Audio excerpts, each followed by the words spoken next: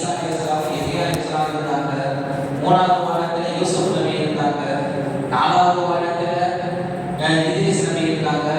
ஐந்தாவது வானத்துல ஆரோன், ஆறாவது வானத்துல மூசா அலைஹிஸ்ஸலாம், ஏழாவது வானத்துல இப்ராஹிம் அலைஹிஸ்ஸலாம். இப்ப 7 நபிமார்களுக்கு அவர்களுக்கு காட்சிப்படுத்தப்பட்டது.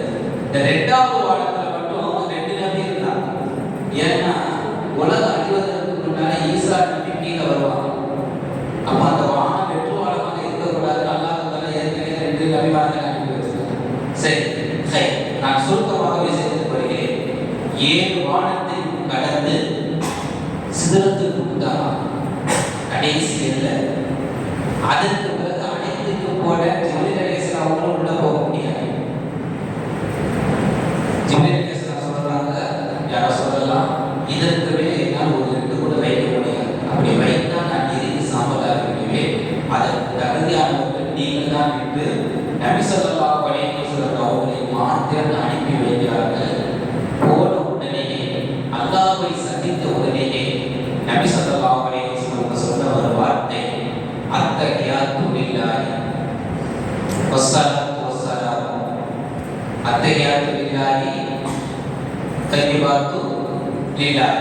யா அல்லாஹ், என்னுடைய உடல் சார்ந்த வணக்கம், பொருள் சார்ந்த வணக்கம் உனக்கே காணிக்கையாக என்று சொன்ன பொழுது அல்லாஹ் சொன்னான், அஸ்ஸலாமு அலைக அய்யுஹன் நபி, நபியே உங்களுக்கு சலாம் உண்டாகட்டும் என்று சொல்லுகின்ற பொழுது, யா அல்லாஹ், அந்த சலாம் எனக்கு மாத்திரம் வேண்டாம், என்னுடைய உம்மத்திற்கும் வேண்டும் என்று சொல்லுகின்ற பொழுது, அஸ்ஸலாமு அலைனா வ அலா இபாதில்லாஹி ஸாலிஹீன், உன்னுடைய சலாம் என்னுடைய உம்மத்திற்கு வேண்டுகிறாங்க. நல்லா பாருங்க, எவ்வளவு பெரிய ஒரு உச்சகட்டம். அல்லாஹ்வை சந்திக்கின்ற பொழுது எல்லாமே மறந்து போய்விடுவோம், தன்னையே மறந்து விடுவோம், தன்னுடைய குடும்பத்தையே மறந்து விடுவோம். ஆனா நபி ஸல்லல்லாஹு அலைஹி வஸல்லம் அந்த நேரத்தில் உம்மத்தை நினைச்சு பார்க்கிறாங்க, யாரா உன்னுடைய சலாம் எனக்கு மட்டும் போதாது, என்னுடைய உம்மத்திற்கு வேண்டும் என்று சொல்லுகின்ற பொழுது மலக்குமார்கள் நாம் ஏற்று அஷ்ஹது அல்லா இலாஹ இல்லல்லாஹ் வ அஷ்ஹது அன்ன முஹம்மதன் அப்துஹு வ ரசூலுஹு. அதுதான் இன்னைக்கு நம்ம தொழுகிறோம். நபி ஸல்லல்லாஹு அலைஹி வஸல்லம் எந்த சலாமை அல்லாஹ்வுக்கு போய் எத்தி வைத்தார்களோ அதை தான் இன்னைக்கு நாம் அத்தஹியாத்து லில்லாஹி வ ஸலவாத்து தய்யிபாத்து அஸ்ஸலாமு அலைக அய்யுஹன் நபியு வ ரஹ்மத்துல்லாஹி வ பரகாத்துஹு அஸ்ஸலாமு அலைனா வ அலா இபாதில்லாஹி ஸாலிஹீன் அப்படின்னு நம்ம ஓதுறோம். இது அல்லாஹ்வுடைய நபி ஸல்லல்லாஹு அலைஹி வஸல்லம் துஆ, அல்லாஹ்வுடைய சலாம், நபியுடைய சலாம், மலக்குமார்களுடைய சாட்சி, அத்தனையும் ஒன்று சேர்ந்துதான் அத்தஹியாத்தாக நாம் இன்னைக்கு நம்ம தொழுகையில் ஓதுகிறோம். சரி, இங்க நாம் கவனிக்க வேண்டிய ஒரு விஷயம், அல்லாஹ் தஆலாவை பார்த்தார்கள், என்னென்ன பேசணுமோ அதையெல்லாம் பேசினாங்க. அதை இமாம்கள் சுருக்கமாக சொல்லிவிடுவார்கள். குர்ஆனில் வருகிறது, உலகத்திற்கு தேவையான விஷயங்களையும் அல்லாஹ் சொன்னான், மறைமுகமாக வைக்கக்கூடிய ரகசியங்களையும் அல்லாஹ் நபி ஸல்லல்லாஹு அலைஹி வஸல்லம் சொன்னான். எந்த அளவுக்கு சந்தித்தார்கள் என்றால், வில்லினுடைய இரு முனைகள் ஒன்றிணைப்பதை போல அல்லாஹ்வும் ரசூலும் சந்தித்தார்கள். சந்தித்து என்னென்ன பேசணுமோ அதையெல்லாம் பேசிவிட்டு இந்த உம்மத்திற்காக வேண்டி ஒரு 3 வெகுமதிகளை வாங்கி வந்தார்கள். ஒன்று, சூரத்துல் பக்ராவுடைய கடைசி 2 வசனம், ஆமன ரசூல் பிமா உன்சில, அந்த வசனத்தையும் இந்த உம்மத்திற்கு நபி ஸல்லல்லாஹு அலைஹி வஸல்லம் சொன்னாங்க, என்னுடைய உம்மத்துக்கு இணை வைக்காமல் மன்னிக்கின்ற அத்தனை பேருக்கும் பாவ மன்னிப்பு வழங்க வேண்டும். 2. மூன்றாவது, 50 வக்து தொழுகையை வாங்கி வந்தாங்க. 50 வக்து. எத்தனை வக்துங்க? 50 வக்து. சந்தோஷமா வாங்கி வந்தாங்க. 50 வக்து. சரக்கு நிறைய வண்டியில ஏற்றிட்டு வந்தோம்னா இடையில டோல் கட்டு வரும். பார்த்துப்போம், சரக்கு நிறைய லாரி நிறைய சரக்கு ஏற்றிட்டு வந்தோம்னா இடையில டோல் கட்டு என்ன ஏற்றிட்டு வரேன்னு செக் பண்ணுவாங்க.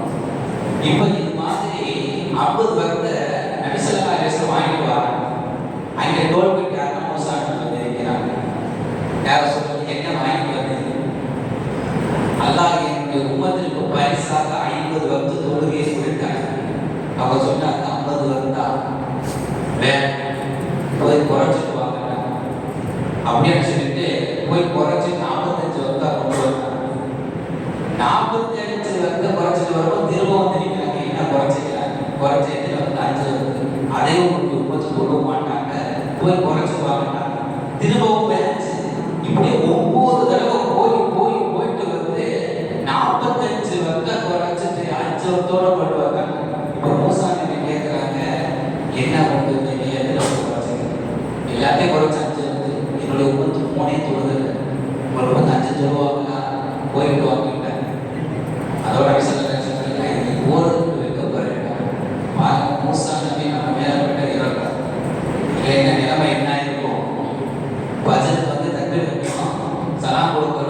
டீயை குடிக்கணும், திரும்ப கட்டு கட்டணும், அடுப்பு குக்கர் எல்லாத்தையும் இங்கே கொண்டு வந்து சமைச்சு இங்கேயே இரவு கழிக்கிற மாதிரி வந்துடும்.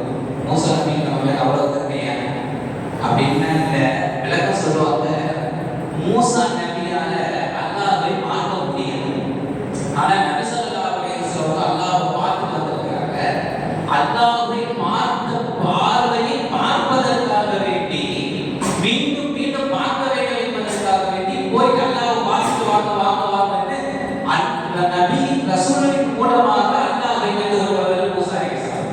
எப்படி ஹஜ்ஜுக்கு போயிட்டு வந்தவங்க பள்ளிக்கு வந்ததுக்கு பிறகு வீட்டுக்கு போவதற்கு முன்னால் அவங்களோட சலாமை சந்திச்சு முசாபா செஞ்சிருக்காங்கன்னா மக்காவுடைய கஅபாவுடைய பரக்கத்தை பெற்றுக் கொண்டதை போல அல்லாஹ்வை பார்த்த கண்ணை பார்க்க வேண்டும் என்பதற்காக வேண்டி மூசா அலைஹிஸ்ஸலாம் அவங்க திரும்ப திரும்ப அனுப்பிச்சு வந்தாங்கன்னு விரிவுரையாளர்கள் அவங்க சொல்லி தருவார்கள். சரி, இந்த நாம் சுருக்கமான ஒரு விஷயத்திற்கு வருகிறோம். மிஅராஜுடைய நோக்கமே என்ன என்றால் நபி ஸல்லல்லாஹு அலைஹி வஸல்லம் அவர்கள் இந்த உம்மத்திற்கு குறிப்பாக வாழ்க்கை வந்த மிகப்பெரிய ஒரு கிஃப்ட் என்னன்னா தொழுகை. இந்த இரவினுடைய நோக்கமே, இரவில் இந்த நோக்கமே இன்றைக்கு நமக்கு தொழுகை கடமையாக்கப்பட்டதா. இந்த உம்மத்திற்கு அமானிதமாக கொடுக்கப்பட்ட பரிசு தொழுகை.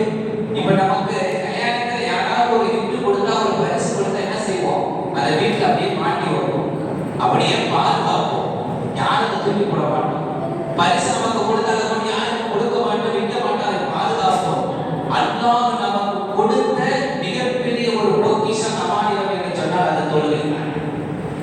நபி ஸல்லல்லாஹு அலைஹி வஸல்லம் கேட்டார்கள் அல்லவா, யா அல்லாஹ், இந்த மிஅராஜ் உன்னுடைய சந்திப்பு எனக்கு மட்டும் போதாது, என்னுடைய உம்மத்திற்கும் வேண்டும் இந்த மிஅராஜ் என்று கேட்கின்ற பொழுது அல்லாஹ் சொன்னான், அஸ்ஸலாத்து அஸ்ஸலாத்து மிஅராஜுல் முஃமின். உங்களுடைய முஃமினுடைய மிஅராஜ் என்பது தொழுகை என்பதாக அல்லாஹ் சொன்னான். நபி ஸல்லல்லாஹு அலைஹி வஸல்லம் சொல்றாங்க, நீங்க தொழுகின்ற பொழுது எப்படி தொழணும்னா கண்ணக தராவு ஃபைலம் தகும் தராவு ஃபைனஹு யராக.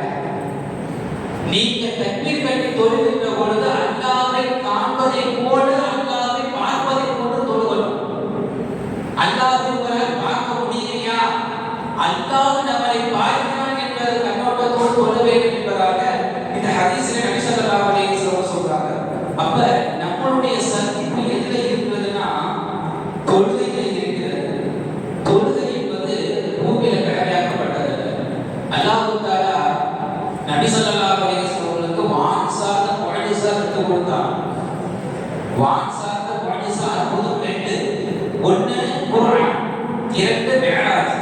குர்ஆன் என்பது வானிலிருந்து இறங்கியது, மிஅராஜ் என்பது பூமியிலிருந்து வானிற்கு ஏறியது. ரெண்டு அற்புதத்தை கொடுத்தார்.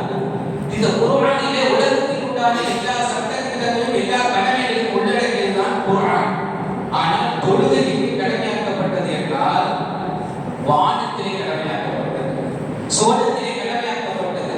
இந்த பூமியிலிருந்து ஏற்படுத்தப்பட்ட கடமை அல்ல, நேரடியாக ரசூலை சந்தித்து கொடுக்கப்பட்டது. மற்ற கடமைகளை எல்லாமே வஹி மூலமாக, ஜிப்ரீல் மூலமாக இந்த உம்மத்திற்கு கொடுக்கப்பட்டது. ஆனால் தொழுகை மாத்திரம்தான் அல்லாஹ் நேரடியாக வானத்திலே கொடுக்கப்பட்டதுதான் தொழுகை.